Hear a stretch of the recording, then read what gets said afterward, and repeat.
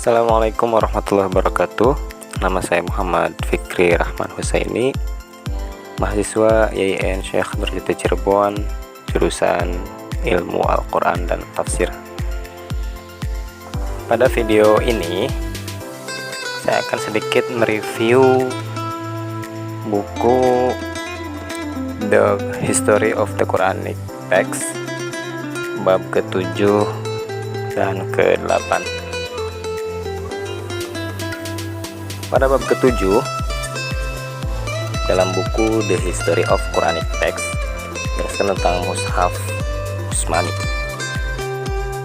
Yang akan dibahas pada bab ini yakni sikap Utsman terhadap perselisihan bacaan.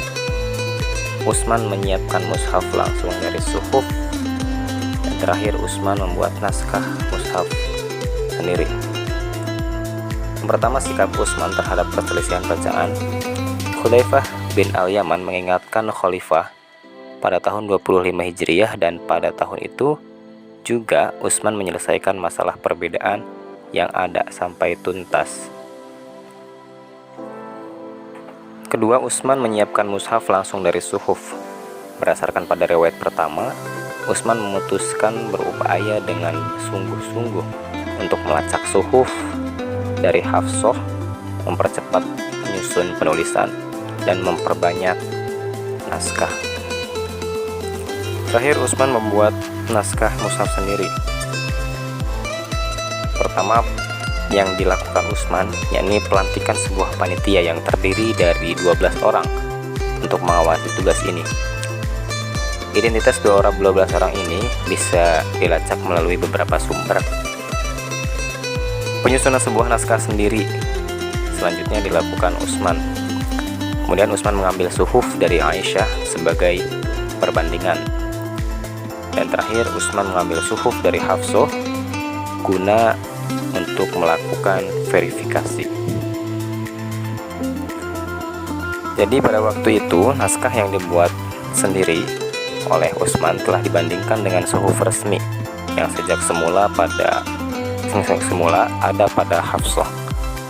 Mengapa Khalifah Utsman bersusah payah mengumpulkan naskah sendiri, sedang akhirnya juga dibandingkan dengan suhuf juga?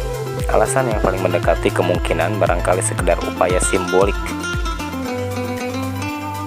Satu dasawarsa sebelumnya, ribuan sahabat yang sibuk berperang melawan orang-orang murtad di Yamamah dan di tempat lainnya tidak bisa berpartisipasi dalam kompilasi suhuf untuk menarik lebih banyak kompilasi bahan-bahan tulisan.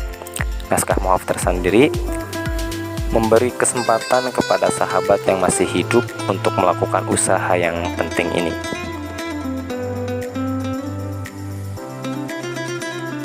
Selanjutnya bab ke-8 yang menjelaskan tentang perkembangan alat pembantu bacaan dalam mushaf Utsmani. Di sini kita hendak mengupas secara ringkas beberapa alat bantu visual dengan perkembangan estetika yang dimasukkan oleh para penulis ke dalam mushaf. Yang pertama, tanda penulisan surah.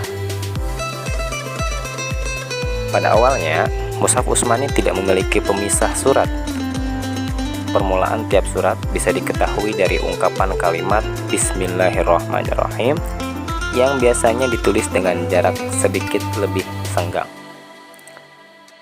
Yang selanjutnya, pemisah ayat. Sebelumnya,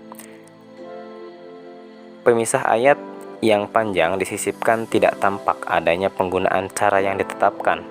Setiap penulis bebas menggunakan pilihan sendiri. Mushaf Samarqand dinisbatkan kepada Utsmani, yakni bahwa kemungkinan ia merupakan kopian dari aslinya. Nampaknya mushaf tersebut ditulis oleh beberapa tangan yang diantaranya menghapus pemisah-pemisah ayat. Untuk lebih lengkapnya bisa dilihat di buku The History of Quranic Text. Kesimpulannya dalam bab ini,